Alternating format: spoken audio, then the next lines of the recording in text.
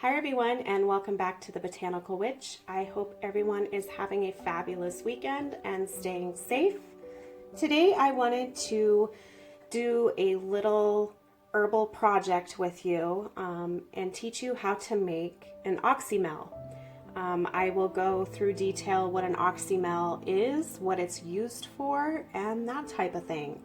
I am doing a little more herbal medicine videos. I did a poll on my Facebook group and asked other people what they kind of wanted to see on my YouTube channel, that sort of thing, and there was a few suggestions on doing more herbal remedies. So I thought today I would start with an oxymel. So basically, an oxymel is an herbal extraction using vinegar and raw honey. And this particular herbal remedy is helpful when there's a lot of mucousy type coughing going on. It's used as an expectorant. So I don't suggest necessarily using this when you have a dry, hacking cough. There are a lot of combinations that you can use with oxymels. The possibilities are kind of endless. But I'm going to be using ingredients and herbs that correspond with the immune system, helping my immune system to stay, healthy. And if I come down with a cough that does have a little more mucus in it, this is something that I know that I have on hand and I can take. So basically, what you're going to need is a jar of some sort. I use the smallest canning jar, mason jar that I can find, as far as a regular sized mason jar. I don't want to use like the jam and jelly jars. And then you're going to need herbs. You're also going to need raw unfiltered apple cider vinegar. And you're going to need raw honey as well.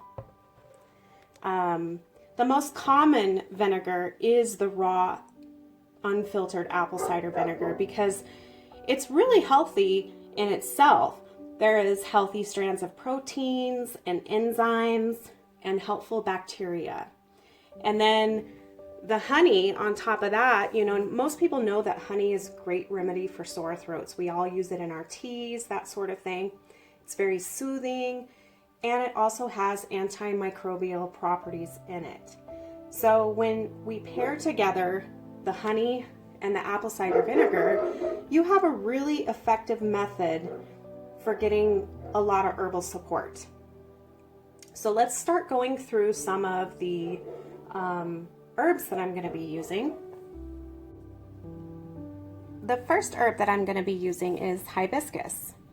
Because it's loaded with antioxidants, it's rich in vitamin C, iron, and it can really help the immune system to stay balanced. So I'm going to add 2 tablespoons to my empty jar. Set that aside. So the next ingredient I'm using is going to be ginger.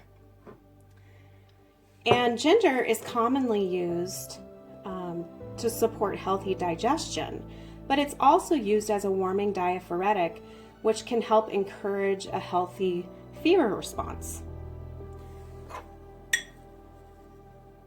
So I'm going to add 2 tablespoons to my jar of dried ginger. You can also use fresh ginger, but I tend to use dried a lot more. The next ingredient I'm going to be using is elderberries, and these are dried elderberries. And I'm using elderberry because it helps to support my immune system and my immune defenses. And elderberry has gained in popularity over the years. A lot of people do know the benefits of elderberry. A lot of people make elderberry syrup. You can find it, at your drugstore or at a vitamin shop. It's pretty well known. So I'm actually going to be adding in 3 tablespoons of elderberry. Okay. So this is what my jar looks like. And I don't want to add, you know, I don't want to add the herbs up to here because the herbs, you know, when you pour honey and vinegar over these herbs, they're going to suck in some of that moisture and they're going to expand. So you want to leave enough room in case you need to add more. So the next step is adding in your honey and your vinegar. And sorry if you hear my dog walking. Every time I make a video, he likes to pace the kitchen floor. I think he just wants to be my little helper. So what I do is, and this is kind of a personal preference, you know, some people like, you know, the tanginess and the tartness more than the sweetness. I tend to like my honey and my vinegar kind of equal. So I'm going to do basically 50-50. So half honey, half vinegar. But if you like it to be sweeter, you know, go ahead and try more honey. If you like, you know, more tartness and more sourness, you know, add in more apple cider vinegar. So I'm actually going to add my honey first. And you just pour it straight over the herbs. And like I said, you know, you're more times than not, you're going to have to add more liquid to this because the herbs do suck in some of the moisture. Next is the apple cider vinegar.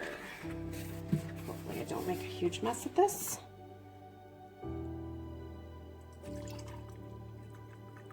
And I add it right there. I leave about an inch at the top so that if I do need to add more, I have enough room. So once you have everything in your jar, the next thing you're going to want to do is stir it to incorporate everything together. You can also just, you know, put the lid on and shake it, but I find this way a lot better.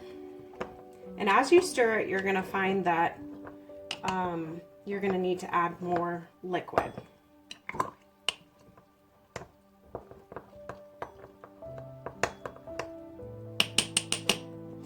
Okay, so if you notice, now my liquid is down to here. So I am going to add a little bit more apple cider vinegar. And I'm going to add a little bit more honey.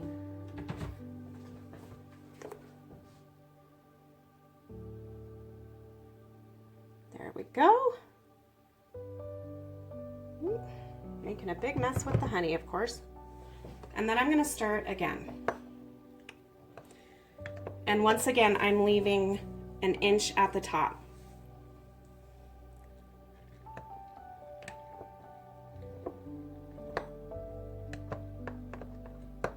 And you want to stir it really well to incorporate that honey and the vinegar together.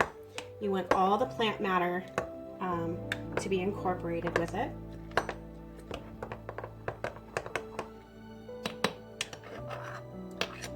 Okay, so once you have everything stirred, look at that beautiful color. And that is due to the elderberries and the hibiscus. So once you have everything stirred, and everything's incorporated, you're going to want to put a cap, you know, a top on it. I recommend using one of these plastic canning tops. You know, I got mine at Walmart, or you can put a piece of parchment paper over this and then put the metal cap on. You don't want to just put a metal, regular metal top on this because the vinegar can eat away at the metal and it can cause rusting, and then it will go straight into your medicine, which you do not want. So I use, you know, the plastic ones. These are pretty nice. You can also use ones that I got. They're called eyelids, and those work a little bit better than these ones. These ones, they can leak if you shake it too hard. The eyelids, they have like a silicone seal right here, and they're usually airtight. So those ones are a little bit more expensive than these, but today I only have these available. So you're going to put the lid on and screw it on tightly, you know, and shake a little bit. The next thing you're going to do is you're going to label it. Always make sure you label your herbal medicine, because it's, you know, this happened to me where I made something and I just knew I was going to remember, and 4 to 6 weeks later when, you know, I was coming back to strain it, I had no idea what it was. And unfortunately, you know, you don't want to use something that you don't know what herbs are in it. So make sure that you always label what you have in it, the date that you made it, and that way when you come back to it 4 to 6 weeks later, you know what's in it. So after you label it, you're going to want to put this somewhere in a dark location and just leave it. I usually check on mine at least once a day. And then when you check on it once a day, you can make sure that if you need to add more liquid, you can, because like I've said before, these particular herbs, well, pretty much all herbs, they will suck in some of the moisture. So you may see that you need to add more liquid, which is fine.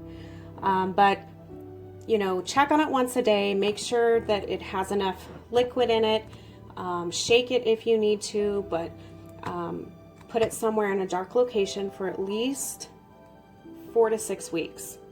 After that point, you're going to strain it out using a cheesecloth or something to that effect, and then you're going to rebottle it. You can, you know, leave it in the refrigerator. You can leave it on the counter if you'd like. I leave mine in the refrigerator just because I like my oxymels to be cold. That's just a personal preference. I feel that it, you know, prolongs the shelf life just a little bit. You know, you can use this up to about 6 months. That's about the shelf life for an oxymel, sometimes a little bit longer. Now, once you have this made, what do you do with it? So you can take it by the spoonful. You know, when you're feeling a cold coming on, or you have this, you know, tough cough that you can't get all the mucus out, you can definitely take it by the spoonful. You can add it to some bubbly water, which is what I tend to like to do. I love using oxymels and bubbly water. It tastes so wonderful. You can use it in, you know, I use it as a salad dressing, because it's kind of a vinaigrette. It's a vinaigrette type taste. So I can use it in my salad dressings, that sort of thing. So that's it. You have made an oxymel that is great for supporting the immune system and helping to expectorate some of that mucousy junk. Like I said before, you can use different herbs as well. You can use rosemary, thyme, oregano, garlic, elecampane root. You can do dandelion, that sort of thing. But this particular one, like I said, is good for immune support. So I hope you guys enjoyed this little video. And if you have any questions about oxymels or any combinations that you can use, feel free to leave them down in the comments below. And until next time, I hope you guys have a magical day.